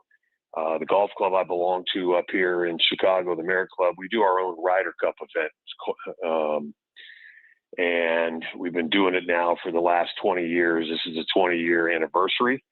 And for the anniversary, 72 guys are headed to Scotland, the original home of golf, in order to battle. But as you probably know, there's groups that are going early, groups that are staying late. So I'm one of the groups going early, and we'll hit the ground running on Wednesday. Good for you. Will, one of the real thrills for me as a young broadcaster was to be a part of your group. Guys like Barry Goheen and Barry Booker and Steve Reese and Glenn Clem, and so thrilled 40 years later that this group has hung really tight. You have been sort of the ringleader of that. And to me, that has been when people have asked me, okay, what's special? Vanderbilt basketball for me has always been special because of those kind of bonds. It really has. And I've talked about this numerous times on numerous radio shows that, you know, the Kobe Bryants, the LeBron James, the Kevin Garnetts of the world, I feel like there's a part of their life that's missing because they didn't have that opportunity. Yes, they were all good enough to go straight to the NBA, and I get it. But, you know, I also consider and say, you know, winning championships is a lot of fun. But what I learned is that, you know, a kid growing up to be somewhat of a man, you're still not a man when you walk off campus. But you're older, you're more mature. It's the things you learn. And as you hit it right on the head, George, those bonds that you build, they're still there. I mean, I talked with Barry Goheen today because he's been to Scotland, and he called to, you know, we were talking for a few minutes, sharing stories. And, you know, Steve Reese is, as we all know, I'll make this public knowledge, is moving to Georgia because he's a grandpa. He's trying to get closer to the grandkids and, you know, all kinds of stuff. But it's just these guys that we've stayed close with, perfect example. You know, we get a group of guys every year, you know, to participate in your bowling tournament. And it's not just because of the chicken tenders. It's because of our relationship that we've built with these guys, but also with you. You know, I've saved the picture. Will, actually, there are 4 or 5 pictures from that night when I was inducted into the Tennessee Radio Hall of Fame. One of the coolest We were pieces there for of that that. too. Yes, that meant so much to me to have that first group that I was involved in as a little snot-nosed 23-year-old color commentator. And then 40 years later to see that whole, you know, half of that team in the room that night, unbelievably cool. So let's go to something you're trying to do to help your program. Nashville Basketball Initiative. Just kind of take it from there. Well, I think, listen, George, we all know the landscape of college sports, not just basketball, but college sports has changed dramatically. And in this case, I want to focus on the basketball aspect. We've been very fortunate, to bring in a guy by the name of Mark Byington at Vanderbilt that's done an excellent job. He's not only a coach, he's shown he's a great general manager. He got this team back to the NCAA tournament last year. I fully expect that to happen this year, and I think we all also expect to not only get to the tournament, but hopefully win a game in the first round and make some progress. But we also want to look to get back to getting Memorial Gym full of people. I understand there's the Titans and the Predators and professional soccer. And, there's so much going on in Nashville. It's a big town, and we want to make, Memorial Gym the place to be again, but you have to win. And right now you're playing in a conference that it might be the best conference of all time when you talk about total depth from top to bottom. It's not it's not like a lot of conferences where it's top heavy. You're talking about teams that if you go 500, you're going to the tournament. What was it? 13 of 16 teams went to the tournament last year. That's unheard of. But because of the landscape, George, we have to find a way outside of what the school is doing, because all the schools now are basically saying we are providing revenue share, which 15% of $20.5 million minus $2.5 that goes back to scholarships is about $2.75 million. Well, everybody's payroll in the SEC is basically between 6 and 10. So if you want to be a bottom feeder, you got to get to 6. If you want to be middle of the pack, you got to get to 8. If you want to really contend in the SEC and give yourself a chance, to possibly, contend for a national championship, you got to get to 10. Because you got to remember, you're also now having to compete with teams in the Big East that don't have to worry about football. So basketball is getting a majority share of that revenue share. It's a big Patino advantage at St. John's. Oh, yes. So, and that's the last thing you want to do is give Rick Pitino any type of advantage, because he'll throw on that white suit and kick your ass in a heartbeat. Look like Colonel Sanders doing it. That's right. Finger looking good. But listen, this Nashville Basketball Initiative is more than just about NIL. And I want to make sure people understand that and make it very clear. So, when I sit here and I jump up and I say, visit the Nashville Basketball Initiative on Twitter, I still call it Twitter, or X, at Nashville NBI for more information, including a chance to donate. It's not just about, hey, throw us your money and step aside. It's like, we want you involved. You as a person, you as a body, you as a human, the sidewalk fan, the former student, the former athlete, those that have grown up loving Vanderbilt. Even if you didn't go to Vanderbilt, you went to Tennessee, you went to Kentucky, but now you're back in Nashville.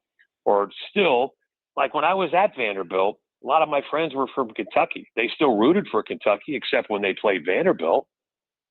And that's their second favorite team because that's where they grew up. So we're trying to find a way to bring all these guys back together. Remember, we used to have the rebounders. We're not going to call it that anymore, but it's the Nashville Basketball Initiative. And this is for everybody that loves Vanderbilt, that wants to be a part of what we're building. We need people to get in on the ground floor because we need to get this thing, into a snowball going downhill. Because, I know Tennessee's got plenty of money. They got plenty of resources. And we want to be able to compete with all these guys on a yearly basis, not every 4 or 5 years. I got a question for you, and maybe you've thought about it, and then again, maybe you haven't. You and I believe that player-wise, you were closer to CM Newton than any other player. You all have had some conversations over breakfast and lunch. I've been involved in one of those that was wow. And we know my closeness with him as well. he was gone. He had passed away before any of this happened. What do you think playing basketball for CM Newton in an NIL world would have been like?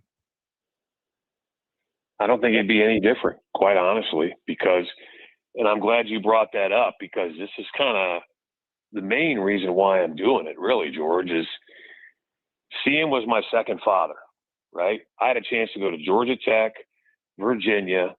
Let me get back to that. Georgia Tech, Bobby Crimmins, Virginia, Terry Holland, Perdue, Gene Cady, and then Vanderbilt, right? That's who I narrowed it down to, because it was about the coaches. And I just remember CM Newton came into my house. My parents went on my visits with me. And my mom came and said, listen, I like all those schools, but at the end of the day, I'm turning you over to somebody that I have to totally trust, because now this is the person that's going to get you to the next level, and not as a player, but as a person. Because I literally, when I left for college in August of 1983, I was literally home 4 weeks a year. That was it. Came home for 2 weeks after school ended, because I always went back to summer school. And then in between summer school and the start of the next year, I was home for 2 weeks. So then that became my family, as you just mentioned, my brothers, my sisters, right? Hanging out with you on the plane. And you were very kind to us and taught me a lot. But CM was the one that kept everybody together. He was the definition of a leader, but he also did it with class. But he was the same guy, though, that would go talk to a Kiwanis club. He'd stop and talk to somebody on the sidewalk. He was the ultimate cheerleader for not only Vanderbilt men's basketball, but for Vanderbilt as a whole. And I'm really sad. I mean, listen, Kramer and all those guys did a great job, but I wish he would have stayed and become the athletic director at Vanderbilt instead of going to Kentucky and doing that. But I'm kind of trying to pick up where he left off. Yeah. And that's kind of, to me, what this really is about. That's why I continue to push forward. I've come across a lot of roadblocks. I've had a lot of people slam doors in my face. I've had a lot of people say no. But I also had a lot of people tell me that I couldn't play basketball worth a damn, and I wasn't any good, and I'd never be a player. And I think I proved that wrong. So I'm attempting to do the same thing now with Nashville Basketball Initiative. But that being said, I played on a team. I needed help from my teammates, Barry Goheen, Barry Booker, Derek Wilcox, Scott Stroud, to become the player that I was. In order to become the same type of player, but with the Nashville Basketball Initiative, I got my right-hand man, Robert Sampson, who's doing all the legwork there in Nashville, but I need those people that are listening to your show. I need you. I need others that are Vanderbilt fans to help me. I can't do it by myself. Okay. First of all, shame on me for forgetting Derek Wilcox, because I had a lot of laughs with Derek over one question, and we'll get back serious in a minute. But we can't go very far. The question was to Derek Wilcox, does Petro want any piece of you? You know what the answer was, and we can't use it on the air. Oh, my God. Yes. I also just remember, Derek was the way he was built. We kind of didn't call him Wilcox; we call him Little Bod. Remember that? Yes. Because that guy could run through a brick wall, and he did on numerous occasions. But that's also the other thing, George. The trust that team built, that I knew when I, stepped on that floor, all those guys behind me, in front of me, were prepared. They made the necessary sacrifices to put ourselves, meaning that team, in the best position to win. And then I think those that have been to Memorial Gym back in the day with the Bomb Squad and myself and, even the years after that, we built something. And that's what I want people to understand. And I want to get back to that. We beat Indiana at home the year they won the national championship. We beat North Carolina. Barry Goheen going and beating Louisville and, beating what we used to be called Blue Bloods. They don't necessarily exist anymore because of NIL. But at the end of the day, NIL is something that evens the playing field for a school like Vanderbilt in both football, as we're seeing right now, and big game against Alabama coming up, but also in basketball. Will, if a person's hearing this and now they've heard the words Nashville Basketball Initiative, what can they do to help you? Well, first of all, you can just go to Basketball Initiative on X at Nashville NBI for more information. And just got to remember, we are 34 days away from our first official game against Lipscomb. And this team is set, but we already got to start thinking about next year and getting ready for next year's team, but also getting people on board so that we can, get a group of people, and I'm hoping hundreds, maybe thousands, that really want to be a part of this thing as we get this thing started and get it moving. Will, I got to run. Safe travels. I'm envious, but I know you'll hit them for me. Hit them straight, hit them long. Well, that's the plan. I appreciate it, George. Thank you for your time, my friend. We'll talk to you later. Yeah, I'll talk to you soon, Will. Take care. Bye. That is one of the most loyal human beings in the world. I have said this to friends of mine. If you were Will Perdue's friend back when he basically arrived at Vandy as a freshman and really couldn't dunk, if you were his friend then, you become his friend for life. And I love that about him. We'll go to the break. This is the George Plaster Show. When I got my first car, my dad told me, keep the gas tank full and my number on speed dial.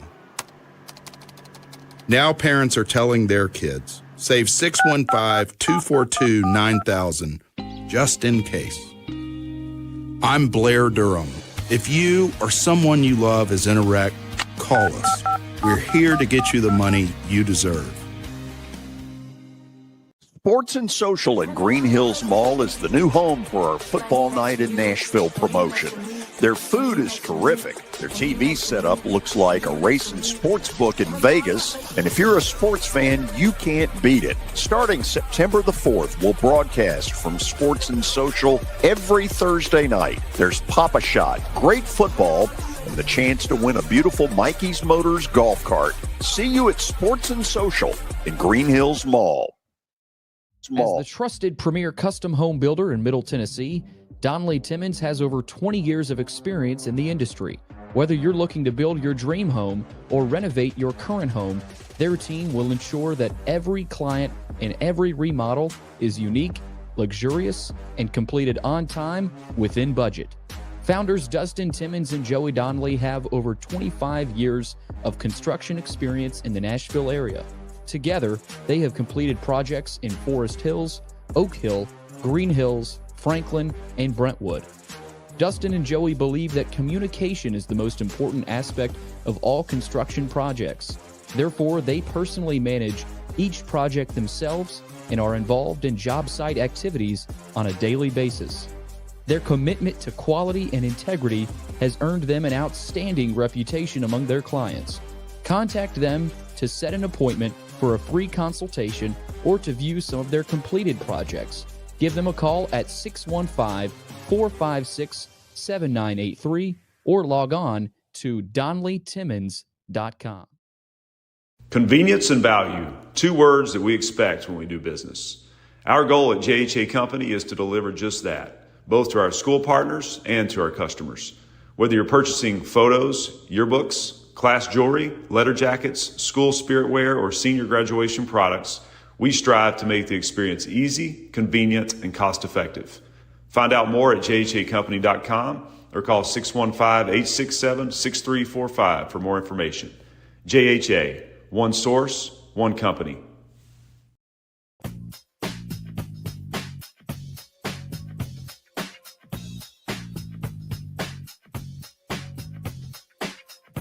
So, Parker, we're about to go down memory lane for just a second.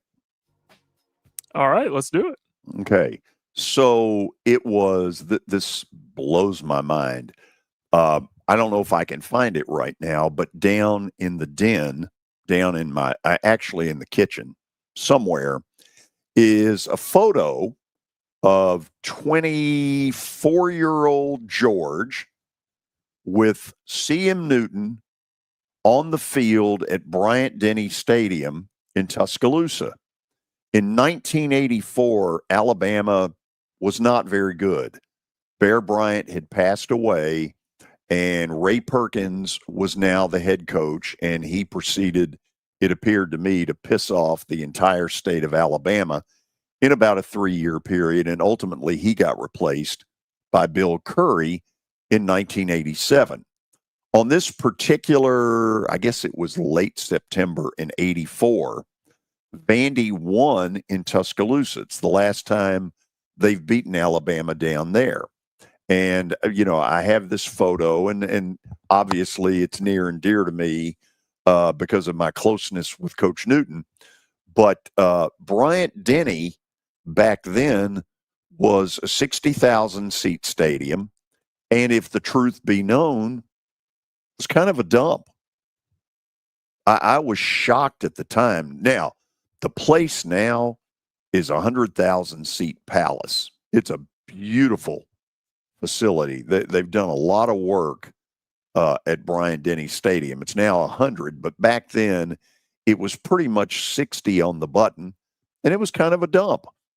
What I do remember is that as the sideline announcer, first of all, one thing I remember is I screwed up the engineering part so bad that our producer engineer, Bob Horner, had to come down from the press box to get the post-game interview with George McIntyre on.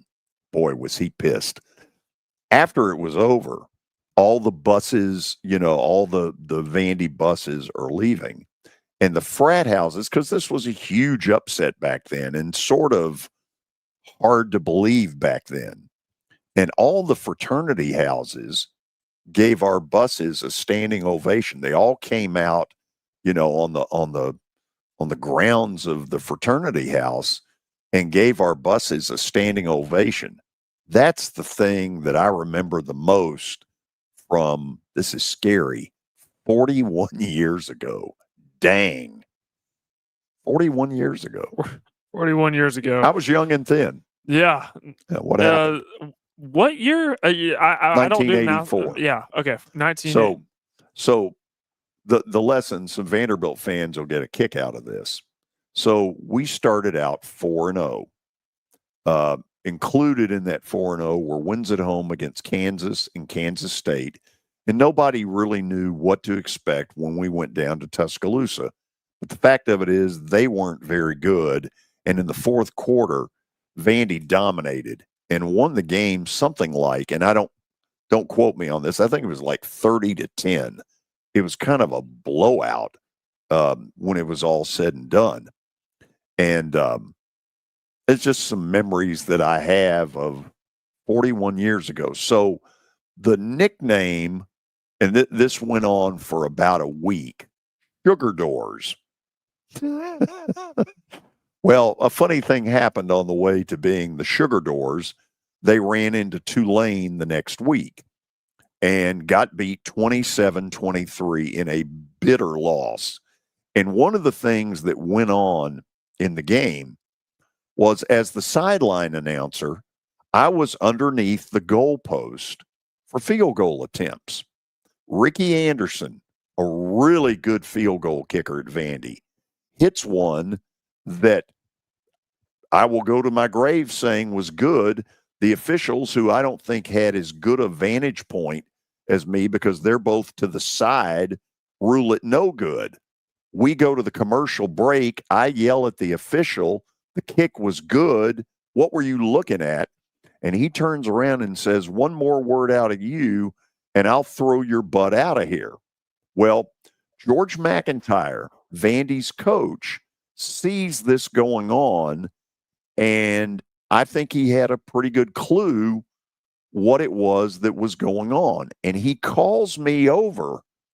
We're in a TV timeout or a radio timeout or whatever. He calls me over and says, what were you yelling at them about? And I said, Coach, the kick was good. And I said, your film that you will get next week will show you I have a better angle than the two officials who are to the side. I'm right here, and the officials are to the side. I've never understood that. Yeah, that is a good point. I've actually never thought of it like that. But if you are standing like, what was the game this weekend where the kicker had a kick and it was far right? And it was a pro game that went the kick went so far above the goalpost. Yeah. That they really couldn't tell. Mm-hmm. I want to say it was the Sunday night game, but I'm not sure that's it. No. It was in the Tennessee-Mississippi State game. There was a kick that went far right, and the play-by-play or the play-by-play broadcaster said it was good, but everybody could clearly see that it was not good. Yeah. So that's an interesting point. Yeah. So anyway, for those of you who are watching this is 5 minutes of your life that you'll never get back. How's that? I enjoyed it. George. For what it's worth. Little history lesson. For what it's worth. Okay. The Cubs have won. They beat San Diego 2-1. And in a best 2 out of 3, winning game 1 is huge. And yeah, they did that Go Cubs Go, and the place went nuts at Wrigley. Earlier today, Cleveland lost to Detroit 2-1. The Guardians had the tying run at third and nobody out in the bottom of the 9th and did not score. Ouch. That's going to sting tomorrow. That is going to sting. Does that bring us to a particular important bet? Perhaps it does. Okay. This bet of the day is brought to you by Bart Durham Injury Law. Let's take a look at the results. Let's do.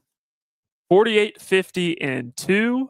You had Miami winning by -2.5. Yes. So they did do that. So I don't think this is updated. Shouldn't you be 49-50-2? I would certainly like to take an extra win. Yeah, we'll give it to you. Okay, so here's the deal. Tonight we are going with the New York Yankees. Why? One reason, 2 words, Max Fried. Max Fried is a bulldog. If I'm not Max Fried's biggest fan, I'm pretty doggone close. It really hurt to lose this guy to free agency. And in fact, as big a fan as I have been of Alex Anthopoulos, I would have spent the money to keep Max Fried. Nobody asked me, but that's my 2 cents worth. How about that? I think that would be a good move on the part of the Braves. The problem with that particular bet is that the future Cy Young Award winner, Garrett Crochet, is pitching for the Red Sox.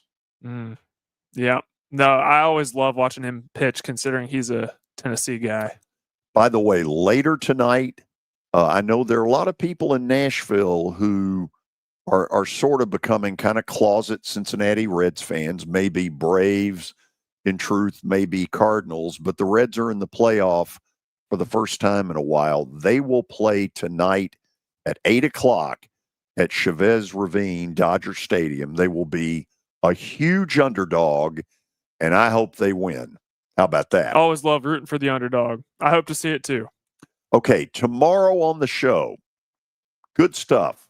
Mike Organ will join us. In fact, let me turn my little piece of paper here. Mike Organ from the Tennessean at 3:20. And then Vanderbilt football coach Clark Lee will join us at 4 o'clock, and we will find out what's different this week with this team getting a national spotlight that they have not had, in my opinion, since before I was born. We're done for today. Hope you enjoyed the show. Tell a friend. We'll see you tomorrow. Thanks for joining us. Now, here's your latest Fox 17 Code Red weather report. Brought to you by Window Nation. Get 2 free windows when you buy.